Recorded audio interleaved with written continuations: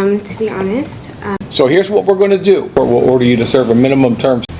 Ms. Broders is present in court, out of custody.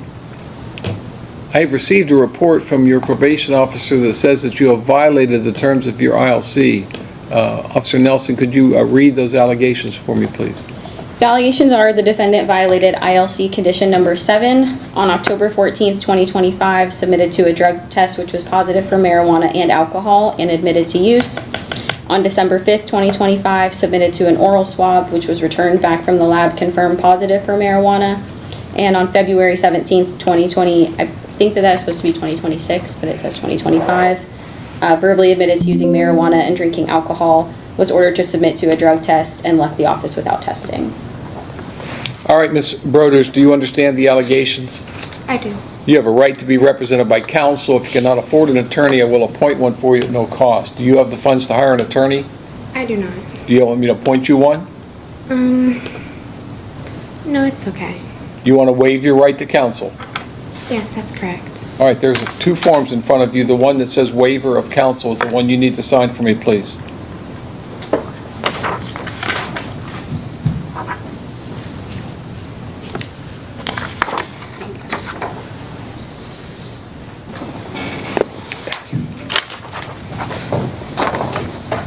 All right, Ms. Broders, is that your signature?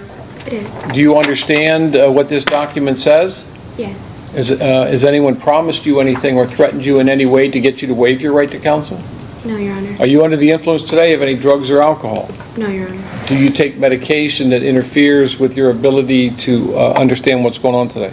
No. All right, I'm going to make a finding then that you've made a knowing, intelligent, and voluntary waiver of your right to counsel, and I will accept that. Now, with regard to these allegations that Officer Nelson read, do you admit them? Yes. All right, the court's going to find that you have violated the terms of your ILC.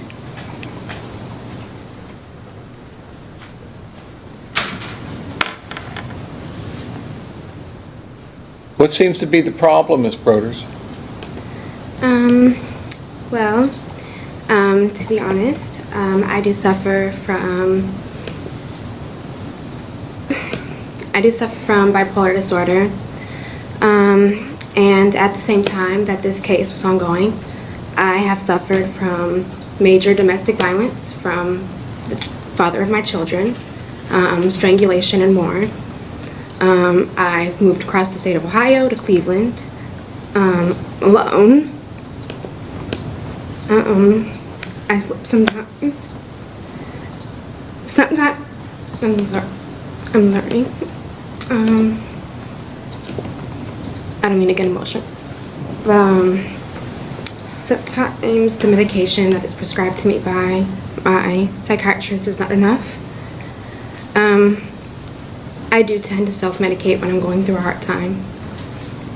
Let me stop you for just 1 second. Have you discussed with your psychiatrist your use of alcohol and THC? I have. And he or she says what? Me and my team have agreed that I'm now going back to NA. I have been appearing. Well, you didn't answer my question. What I want to know is, does your psychiatrist who prescribed you medication for bipolar disorder know, or does he have an opinion with regard to your use of marijuana and alcohol? Yes or no? Does he know? It is not recommended. It's not recommended. By her, no. Her, okay. So I'm telling you right now that I have ordered you that you are not permitted to use it.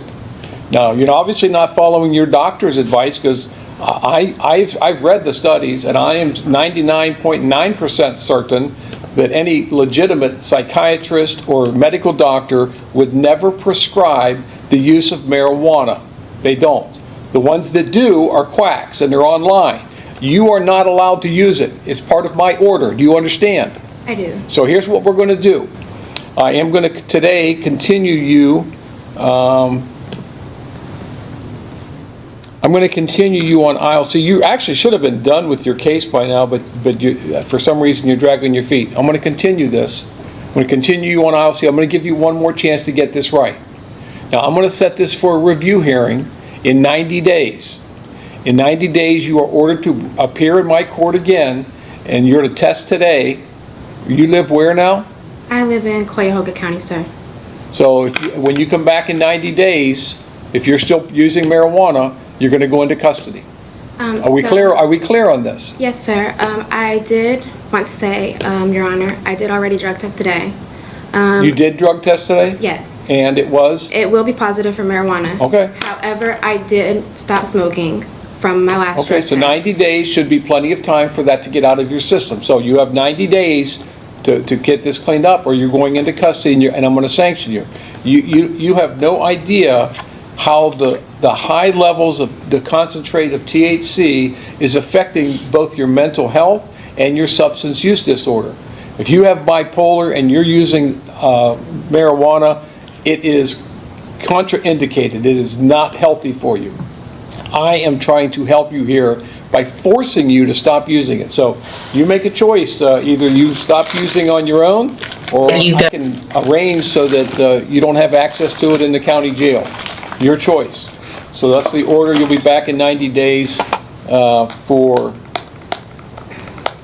a review with me. But understand, if you're still positive, I'm taking you into custody. You understand me? Yes, I understand. All right, that's all. Thank you.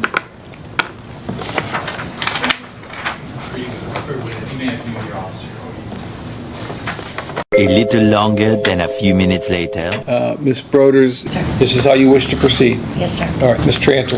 Your Honor, these offenses occurred January 8th, 2026 in Warren County, state of Ohio. On that date, the defendant did by force, stealth, or deception trespass in an occupied structure or separately secured or occupied portion of that structure when another person other than her accomplice was present or likely to be present with the purpose to commit any criminal offense therein. She was also in possession of a scheduled substance, being heroin, in the amount of 0.52 grams, and also on that date in a separate residence did, with purpose to deprive the owner of property, knowingly exerted control over that property without consent. And principles of sentencing, the relevant seriousness and recidivism factors. The court has also considered the agreed recommended sentence of the parties and finds it to be an appropriate sentence. So on count one, the court will order you to serve a minimum term sentence of 4 years, maximum term sentence of 6 years. On count two, the court will order you to serve 12 months in prison to be served concurrent with count one. And on count four, 180 days in the Warren County Jail, that to be served concurrent with count 1 and 2 as well. You have 91 days jail time credit. The court's going to reserve jurisdiction with regard to the issue of restitution. Other than that, the court finds that you're indigent for the purpose of any fines, costs, or other financial sanctions. Parole, which we spoke about a moment ago. Do you need me to go over that with you again? No, sir. In the end, the judge hands down a prison sentence, years behind bars, even if some counts run concurrently. This case highlights a tough reality in the justice system. Second chances are real, but they don't last forever. When court orders are ignored repeatedly and new crimes are committed, the focus shifts from rehabilitation to protection and accountability. It's a powerful reminder that every opportunity matters, and once they're gone, the consequences can be severe. If you found this case as shocking as we did, make sure to hit that like button, share your thoughts in the comments, and don't forget to subscribe for more jaw-dropping courtroom breakdowns.